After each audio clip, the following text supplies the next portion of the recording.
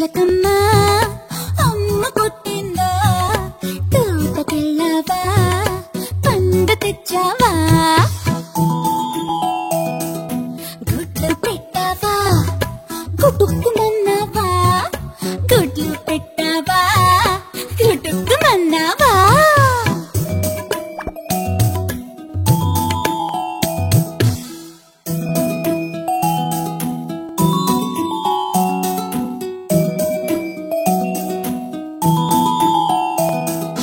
చిట్టి చిలకమ్మ అమ్మ కొట్టిందా తోటకెళ్ళావా పండు తెచ్చావా గుడ్లు పెట్టావా గుటుక్కుమన్నావా గుడ్లు పెట్టావా గుటుక్కుమన్నావా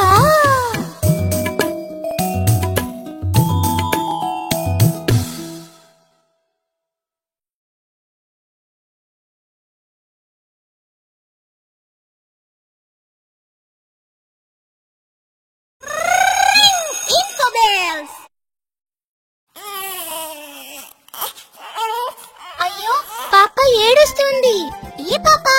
మా ఇంట్లో ఒక పాప ఉంది. ఆ చిన్న పాప. మా ఇంటిలోన ఒక చిన్న పాప ఉన్నది. ఎత్తుకోకపోతే మరి కోపం వస్తుంది. కోపం వస్తే పాప ఏం చేస్తుంది?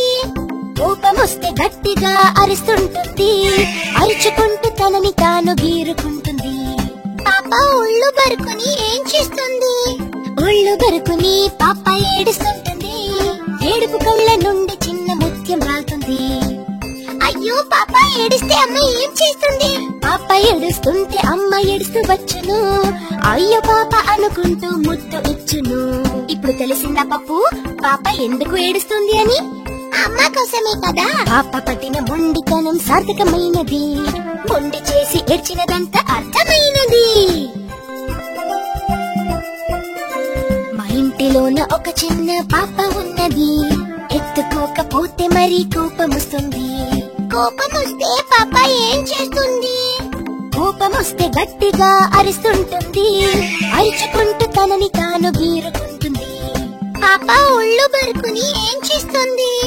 ఒళ్ళు బరుకుని పాప ఏడుస్తుంటుంది.